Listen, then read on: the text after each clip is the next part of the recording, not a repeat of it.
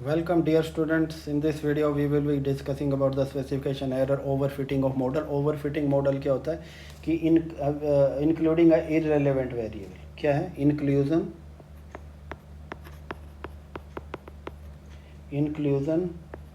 of an irrelevant variable.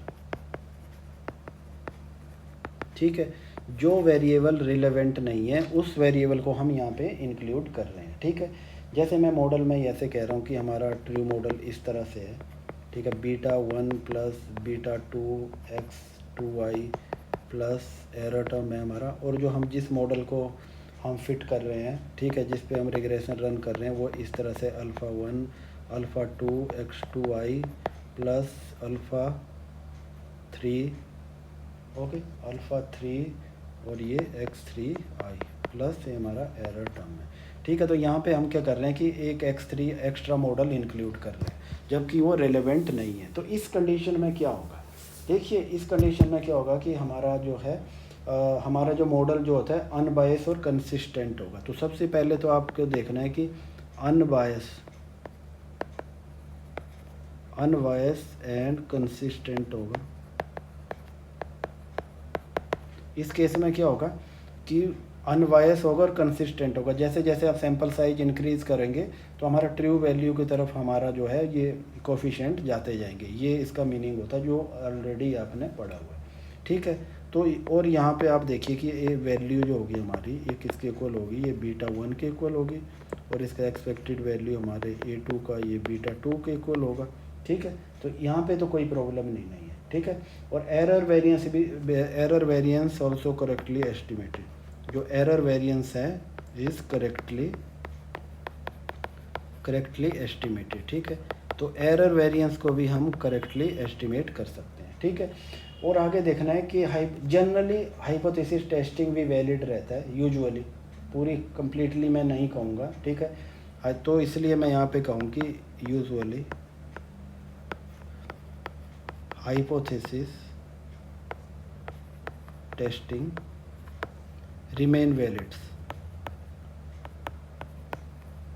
ठीक है, hypothesis testing भी हमारी वैलिड रहेगी इस केस में। ठीक है, अब आगे देखते हैं। सबसे बड़ी प्रॉब्लम यहाँ पे आती है कि जो हमारा जो वेरिएंस होगा इनमें, जो भी ये α1 2 जो भी चल रहे हैं, तो इनमें वेरिएंस ज़्यादा होगा। ठीक है, ओके, तो इनएफिशिएंट होंगे ये। तो इस केस में हम क्या कहेंगे, ठीक है, ये अल्फाज जितने भी हैं विल बी इनएफिशिएंट। इनएफिशिएंट का मतलब होता है कि वेरिएंस हमारा हाई होगा। और वेरिएंस कैसे होगा, जैसे पहले वाले मॉडल में देखो वेरिएंस β2 का क्या आ रहा है, ये आ रहा है। ठीक है, हमने एक्स्ट्रा वेरिएबल ऐड नहीं किया, हमारे इंडिपेंडेंट डिपेंडेंट दो ही वेरिएबल, तो इस केस में हमारा इस तरह से वेरिएंस आ रहा है। ठीक है, और हमारा ये β2 का वेरिएंस क्या आएगा, ठीक है, दो वेरिएबल है यहाँ पे, ऊपर तो यही आएगा एरर टर्म का। ठीक है, और जो नीचे आएगा हमारा ये आएगा x² 2i और 1 - r² 2 3, क्योंकि दो वेरिएबल डिपेंडेंट एक्सप्लेनेटरी आ गए ना। तो ये देखिए 1 - r² ये चीज़ को फ्रैक्शन में बना देगा और सारी चीज़ को बढ़ाएगा। इसको आप ऐसे भी लिख सकते हैं r² सिग्मा x² 2i और इसको 1 - r² 2 3, या इसको वेरिएंस इन्फ्लेटिंग फैक्टर भी बोलते हैं। ठीक है, तो ये दूसरे वाला टर्म है, अगर इसका वैल्यू इन्फ्लेट हो जाएगा तो ये सारा इन्फ्लेट हो जाएगा, तो वेरिएंस ज़्यादा आ जाएगा। ठीक है, तो देखिए वेरिएंस ज़्यादा आएगा तो उस केस में क्या प्रॉब्लम हो जाता है, ये चीज़ भी आपको ध्यान रखनी है कि कई बार जो है हमारे जो है एस्टिमेशन प्रेसाइज नहीं हो पाएगा। ठीक है, क्या हो जाएगा, लेस्ट प्रेसाइज हो जाएगा। जैसे हम हाइपोथेसिस टेस्टिंग करेंगे तो वो लेस्ट प्रेसाइज हो जाएंगी। ठीक है, कि जैसे आपको टी टेस्ट का पता है ना, कि जैसे ये α2 और ये स्टैंडर्ड एरर ये α2 का है। ठीक है, तो इस तरह से चलेगा है, तो इस तरह से हमारे प्रॉब्लम आ जाएगी एस्टिमेशन में। ठीक है, तो ये इसका यही एक सबसे बड़ा नेगेटिव पॉइंट है और इसमें नहीं है। अब देखिए आप वेरिएबल को ओमिट कर रहे हैं या इंक्लूड कर रहे हैं अननेसेसरी वेरिएबल, तो उस दोनों में सही है। तो देखिए यहाँ क्या है, जब जहाँ पे हम ओमिट करते हैं वेरिएबल को तो उस केस में क्या होगा, एक तो वो अनबायस होता है, ऊपर से इनकंसिस्टेंट होता है, ठीक है। और जबकि हम इंक्लूड कर रहे हैं, ठीक है, वेरिएबल को हम इंक्लूड कर रहे हैं, तो वो सॉरी ये बायस होता है, वो क्या होता है, वो अनबायस होता है, अनबायस्ड होता है और कंसिस्टेंट होता है, ठीक है। तो देखिए ये दोनों कंडीशन हमारे लिए नेसेसरी है, ठीक है। तो इसलिए हमें ज़रूरी है कि जो हम वेरिएबल को इंक्लूड ही कर लें, ठीक है। पर दूसरे भी हमें फैक्टर कंसीडर करने पड़ेंगे। जैसे हम वेरिएबल को इंक्लूड करते हैं तो उससे क्या होगा कि हमारा डिग्री ऑफ फ्रीडम भी लॉस करेंगे हम, ठीक है। तो ये सारी चीज़ें हमें देखनी पड़ेंगी। अब हमें देखना है कि हमें डिटेक्ट कैसे करना है इनको, किसका, कि ये हमारे पास जो भी ये चीज़ें आती है, ठीक है।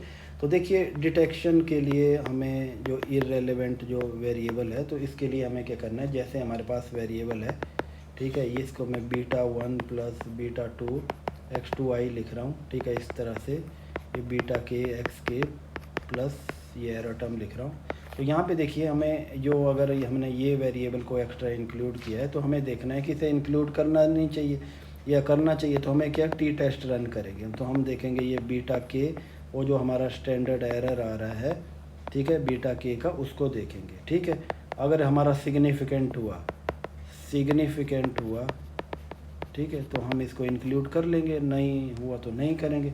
और उसी तरह हम जो है एफ टेस्ट को भी रन करेंगे, ठीक है। जैसे दो वेरिएबल है x2 x3, तो हम इनका ओवरऑल साइमल्टेनियस क्या सिग्निफिकेंट है, क्या कंट्रीब्यूशन है, ठीक है, सिग्निफिकेंस है, कंट्रीब्यूशन है, तो हम उस चीज़ को भी देख के पता लगा सकते हैं कि इस वेरिएबल को इंक्लूड करना है या नहीं करना है, ठीक है। तो वेरी सिंपल है, ये इतना ज़्यादा इंपॉर्टेंट नहीं है, पर ओमिटेड वेरिएबल वाला पार्ट है वो, दैट इज़ वेरी इंपॉर्टेंट, तो उसको आप अच्छे से देख सकते हैं। Okay, thanks for watching.